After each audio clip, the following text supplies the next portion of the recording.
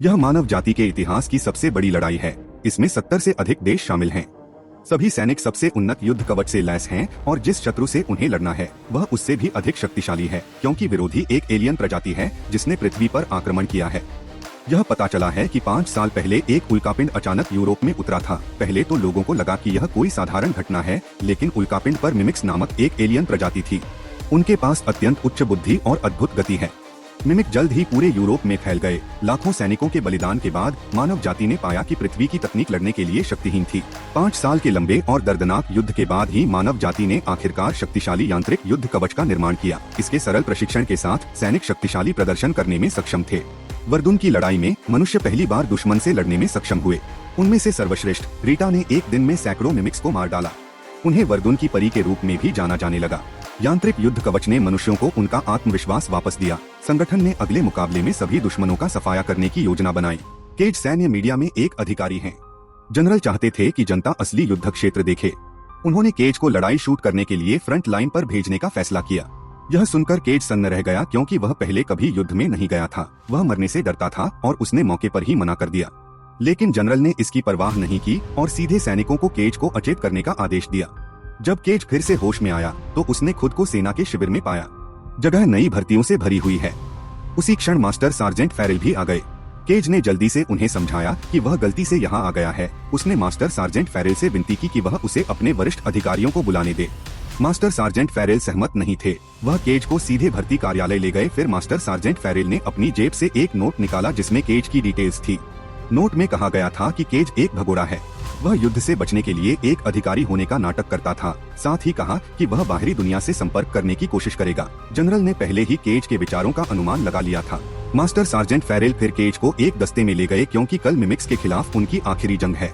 Master sergeant फेरेल सैनिकों द्वारा छिपाए हुए पत्ते देखते हैं और पोकर खेलने के लिए उन्हें दंडित करते हैं। टीम का संक्षिप्त परिचय देने के बाद मास्टर सार्जेंट फेरेल घूमे और वहां से चले गए। जल्द ही अगले दिन का समय आ गया। आज वह दिन है जब मनुष्य मिमिक्स पर हमला करेंगे। केज अब उलझन में था, क्योंकि यह पहली बार है जब उसने मैक आर्मर पहना है। उसके लिए चलना भी काफी मुश्किल हो रहा है। इसके तुरंत बाद सैनिकों ने युद्ध के मैदान की ओर बढ़ना शुरू कर दिया। जैसे ही सैनिक हवाई यात्रा करने की तैयारी कर रहे थे, विमान पर अचानक हमला हो गया। जोरदार धमाके की आवाज के साथ सभी लोग इमरजेंसी लैंडिंग के लिए जाते हैं। केज आखिरी छलांग लगाने वाला होता है। उसके पीछे लगी सुरक्षा रस्सी उसे हवा में झूलाए रखती है। सौभाग्य से अंत में केज जमीन पर सुरक्षित रूप से उतर जाता है। लेकिन जैसे ही वह मैदान से उठा, उसने अपने साथियों को जमीन पर मरते देखा। केज के पास समूह के साथ जाने के अलावा कोई और विकल्प नहीं था। जैसे जैसे वह आगे बढ़ता गया, युद्ध के मैदान में शवों की संख्या बढ़ती गई। मैदान में हजारों की संख्या में मिमिक्स नजर आ रहे हैं और यहाँ तक कि रीटा भी उनके लिए कोई मुकाबला नहीं थी। अंत में वह केज के सामने मर गई। केज ने यह देखा और तुरंत भागने के लिए मुड़ा, लेकिन तभी उसे टीम के साथी ने रोक लिया। उन्हें समझ आया कि मिमिक्स मानव योजना के बारे में पहले से ही जानते हैं। तभी टीम के पीछे की जमीन अचानक ढीली होने लगी और मिमिक्स ने चुपके से हमला कर दिया। क्लोज कॉम्बैट में इंसानों का मिमिक्स के साथ कोई मुकाबला नहीं है। यह देखते हुए कि उसके सभी साथियों को मार दिया गया है, केज ने अपने मैक का स्विच ढूंढ लिया और तुरंत मिमिक पर गोली चला दी। चूंकि मिमिक पहले से ही बुरी तरह से घायल हो गया था, केज अंत में उसे मारने में कामयाब रहा। जैसे ही वह हंस रहा था, एक अलग मिमिक उसके पास आता है। केज ने हमला करने के लिए तुरंत अपना हथियार लिया, लेकिन इस बार सिस्टम इंगित करता है कि गोला बारूद कम है। जब राक्षस हमला करने वाला था तो केज ने बिना किसी झिझक के बम विस्फोट कर दिया। राक्षस का खून तुरंत उसके पूरे शरीर में फैल गया और इससे वह मर जाता है। केज जब जागता है, वह एक दिन पीछे आ जाता है। वह मास्टर सार्जेंट फेरेल को अपने सामने चलते हुए देखता है। केज ने उनका नाम सटीक बताया। मास्टर सार्जेंट फेरेल हैरान थे, लेकिन उन्होंने इसके बारे में ज्यादा नहीं सोचा। इसके बाद उन्होंने केज को टीम में भेजा। मास्टर सार्जेंट फेरेल को पता चला कि उनके साथी अवैध रूप से जुआ खेल रहे थे। उसने हमेशा की तरह सैनिकों को सजा दी। सब कुछ वैसा ही था जैसा केज को याद था। अगली बार जब विमान युद्ध के मैदान की ओर जा रहा था तो उस पर फिर से हमला किया गया। सफलतापूर्वक उतरने के बाद केज ने अपने साथी को अपने सामने मृत देखा। इस बार उसने कल के अपने अनुभव का इस्तेमाल किया और रीटा को बचाने में कामयाब रहा। रीटा ने देखा कि केज ने अपनी लड़ने की क्षमता खो दी है, इसलिए उसने सीधे उसकी मैक बैटरी ले ली। फिर जमीन से निकले मिमिक के हाथों केज मारा गया।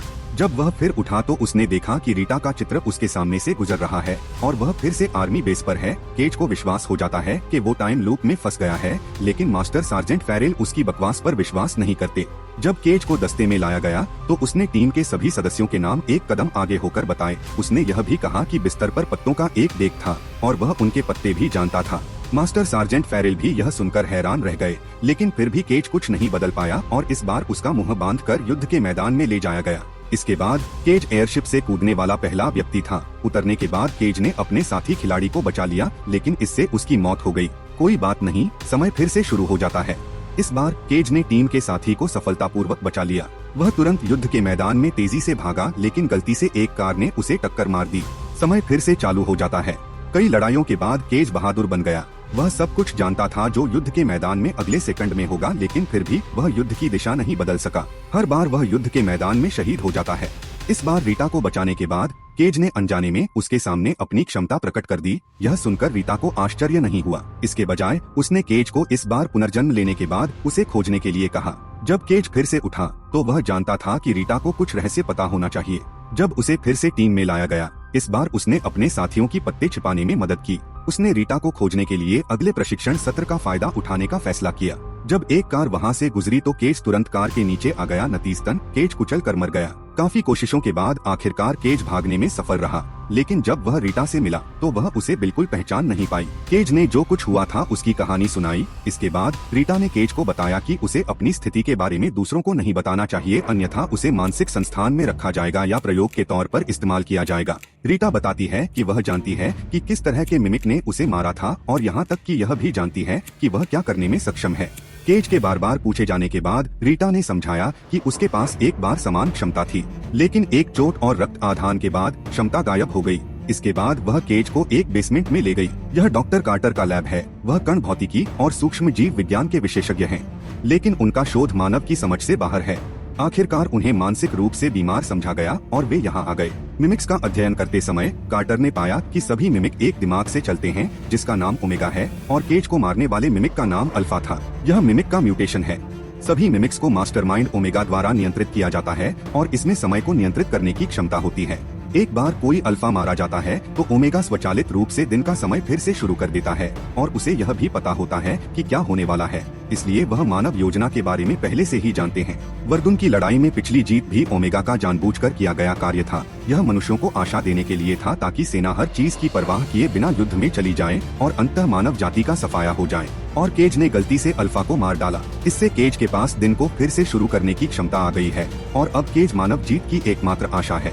इसके बाद उसे अनगिनत मौतों और पुनर्जन्मों से गुजरना होगा जब तक कि वह ओमेगा के ठिकाने का पता नहीं लगा लेता। फिर केज को युद्ध के लिए प्रशिक्षण मिलना शुरू होता है, लेकिन मशीनी रोबोट के सामने वह जल्द ही बाहर हो गया और तभी रीटा आई और उसे गोली मार दी। अनगिनत मौतों और पुनर्जन्मों के बाद केज ने आखिरकार कुछ अज्ञात छवियां देखी। यह पता चला है कि यह स्थान ओमेगा का ठिकाना है। दोनों तुरंत लैब गए। केज द्वारा देखे गए दृश्यों का विश्लेषण करने के बाद कार्टर ओमेगा के सटीक स्थान का पता लगाने में लग जाता है। केज को अगली बात पर विचार करने की जरूरत है कि कल के मुकाबले में अपने जीवन की रक्षा कैसे करें। इसके बाद अनगिनत मौतें और पुनर्जन्म हुए और हर बार सेम स्थिति में मरने से बचने के लिए वे प्रत्येक मृत्यु के बाद अपने अनुभवों से सीखता है। इस प्रकार दोनों लड़ाई में कंधे से कंधा मिलाकर युद्ध के मैदान में दूर तक जाते हैं और केज धीरे धीरे खुद को रीटा के प्यार में पाता है, लेकिन वे कभी युद्ध के मैदान से बाहर नहीं निकले। केज भी निराश होने लगा। पुनर्जन्म के बाद वह बेस से भाग गया। वह आराम करने के लिए अकेले बार में गया। बार छोड़ने के बाद उसने पाया कि शहर आपातकाल की स्थिति में था। उसने देखा कि बड़ी संख्या में मिमिक्स तेजी से उसकी ओर बढ़ रहे थे। ओमेगा ने महसूस किया है कि मनुष्यों ने उस पर आक्रमण किया है और यह अपनी मानसिक शक्ति का उपयोग तब तक खोजने के लिए करेगा जब तक कि वह घुसपैठिए का पता नहीं लगा लेता और उसे मार नहीं देता। जब केज फिर से जीवित हुआ तो कार्टर ने भी ओमेगा के स्थान का पता लगा लिया था। यह पता चला है कि ओमेगा एक बांध में छिपा हुआ है। अज्ञात संख्या में प्रयासों के बाद अंत में दोनों युद्ध के मैदान में बच जाते हैं। इसके बाद उन्होंने कार को डैम की ओर भगाया। फिर दोनों एक फार्म हाउस पहुँचे जहाँ राइड करने के लिए हेलीकॉप्टर है, लेकिन हर बार मिमिक्स द्वारा रीटा को मार दिया जाता है। अगर केज ओमेगा को मारने की कोशिश जारी रखता है तो रीटा की मृत्यु भी तय है। एक और पुनर्जन्म के बाद केज ने रीटा और टीम के साथियों की तलाश नहीं करने का फैसला किया। वह खुद ही ओमेगा को मारने जा रहा था। कई प्रयासों के बाद केज अंत में ओमेगा के ठिकाने पर पहुंच गया, लेकिन जब वह बांध में घुसा तो उसे एहसास हुआ कि यह उसके लिए एक जाल है। ओमेगा यहाँ बिल्कुल नहीं है और केज इस समय मिमिक्स से घिरा हुआ था। उसने बंदूक से खुद को मारने की कोशिश की, लेकिन अल्फा उसे रोकता है। केज को गंभीर रूप से घायल करने के बाद वे चाहते हैं कि खून बहने से उसकी मौत हो ताकि वह समय को रीसेट करने की क्षमता खो दे। सौभाग्य से केज बांध में कूदकर खुद को डुबोने में कामयाब रहता है।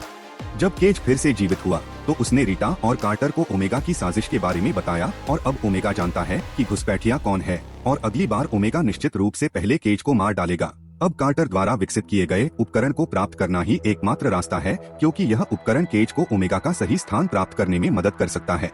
इस उपकरण को प्राप्त करने के लिए उन्हें मुख्यालय जाना होगा, क्योंकि डिवाइस अब जनरल की तिजोरी में बंद है। कई प्रयासों के बाद केज अंततः जनरल को समझाने में सफल रहा। जनरल ने डिवाइस को उन्हें सौंप दिया। हालांकि जैसे ही वे कमांड रूम से बाहर निकलते हैं, उन पर तुरंत गार्ड्स द्वारा हमला किया जाता है। जब दोनों भाग रहे थे, रीटा ने डिवाइस को सीधे केज की जांघ में घोंप दिया। इस बार उसने अंततः ओमेगा का वास्तविक स्थान देखा। ओमेगा पूरे समय पेरिस में छिपा हुआ था। हालांकि इस दौरान गार्ड ने उन्हें पकड़ लिया था। कार को रोकते समय उन दोनों को भारी चोट लगी। जब केज फिर से उठा तो उसने पाया कि उसका पुनर्जन्म नहीं हुआ है। उसका बहुत खून बह गया था, इसलिए वह समझ गया कि उसने समय को रीसेट करने की क्षमता खो दी है। अब उनके पास यह आखिरी मौका बचा था। वे दोनों चुपचाप वहाँ से भाग जाते हैं। केज को टीम के सदस्य मिले। वह हर किसी की कहानी सही बता के उनका विश्वास हासिल करता है। रीटा के सहयोग से नए दस्ते का गठन किया गया। टीम ने एक प्लेन चुरा लिया और तुरंत रवाना हो गए। भोर होने से पहले उन्हें ओमेगा तक पहुंचना था। ऑपरेशन के दौरान अल्फा को नहीं मारना था, अन्यथा ओमेगा फिर से समय रिसेट कर देगा। जैसे ही जहाज ओमेगा के पास जा रहा था, उन पर तुरंत मिमिक्स ने हमला कर दिया। टीम के सदस्यों को इमरजेंसी लैंडिंग करनी पड़ी। टीम ने आखिरकार केज को अधिक समय देने और मिमिक्स को रोकने के लिए पीछे रुकने का फैसला किया। जबकि केज और रीटा टूटे हुए प्लेन को चला रहे हैं, भीषण लड़ाई के बाद वे लक्ष्य स्थान में प्रवेश करने में सफल रहे। रीटा तब प्रवेश द्वार को बंद करने के लिए एक बम का उपयोग करती है और अस्थायी रूप से बाहर के सभी मिमिक्स को रोक देती है, लेकिन अभी भी एक अल्फा उस जगह की रखवाली कर रहा था। इसके बाद रीटा को केज को अंतिम अलविदा कहना है, क्योंकि उसे अल्फा को लुभाना था ताकि केज को ओमेगा को मारने का मौका मिल सके। रीटा द्वारा अल्फा को दूर भगाने के बाद केज तुरंत पानी में कूद गया। वह ओमेगा की दिशा में तेजी से तैरा, लेकिन अल्फा ने इस समय तक रीटा को मार डाला था और अल्फा तुरंत केज के पीछे चला गया। पानी में अल्फा ने केज को गंभीर रूप से घायल कर दिया। केज अपनी मृत्युशैया पर था, लेकिन उसने बम की पिन निकाल दी थी और बम सीधा ओमेगा के मुख्य मस्तिष्क में गिरा। एक जोरदार विस्फोट की आवाज के साथ ओमेगा पूरी तरह से चकनाचूर हो गया। उसके बाद अल्फा तुरंत नियंत्रण खो बैठा और बाहर भी सब मिमिक्स मर चुके हैं, लेकिन इस समय खंडहर में केज नहीं मरा, क्योंकि ओमेगा का खून उसके शरीर में रिस चुका है। समय फिर से शुरू हो गया और केज दुर्घटना के एक दिन पहले वापस आ गया। समाचार रिपोर्टिंग कर रहा था कि आज भोर में पेरिस में ऊर्जा की एक शक्तिशाली लहर देखी गई, जिससे सभी मिमिक्स ने एक पल में लड़ने की क्षमता खो दी। ऐसा माना जा रहा है कि मानव जाति जल्द ही मिमिक्स को पूरी तरह से नष्ट कर देगी। केज फिर से आर्मी बेस पर गया, जहां उसने परिचित मास्टर सार्जेंट फेरेल और टीम के सभी सदस्यों को देखा। इसके बाद वह तुरंत प्रयोगशाला गया। यहाँ उसने जाना पहचाना चेहरा देखा। इसके साथ ही कहानी का अंत होता है। वीडियो को लाइक करना न भूलें और ऐसे ही कंटेंट के लिए चैनल को सब्सक्राइब करें। हम आपको अगली वीडियो में मिलेंगे।